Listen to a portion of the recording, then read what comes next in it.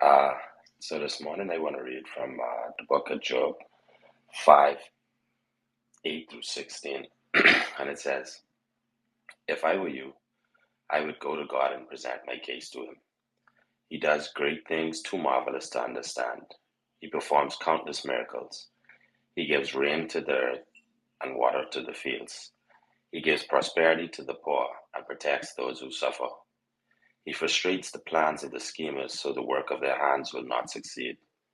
He traps the wise in their own cleverness, so their cunning schemes are thwarted.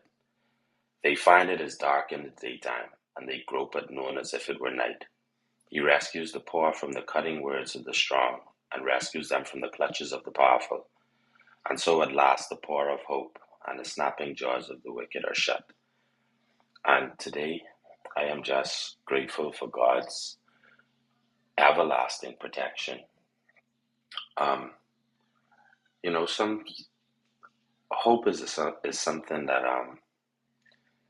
sometimes lingers on a thread within us, and that's natural. It's just human nature.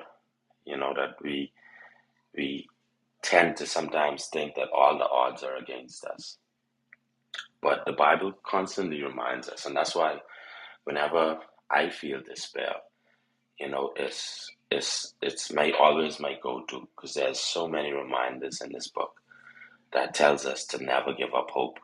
You know that no matter what it is that we're going through, that God will provide for us, that God will support us, and that God will remain steadfast and be our strength.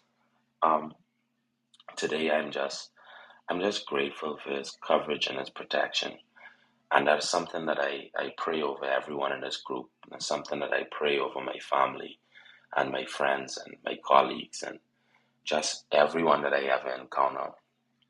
I always pray for God to keep everyone covered, and keep everyone connected to me covered, and even people that aren't connected to me, because I know that He does. He covers everyone and He covers a multitude of sins.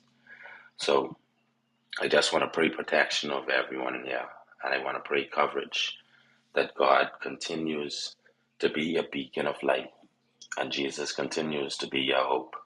And I'm Kerry, and I relinquish my mic. The book of John.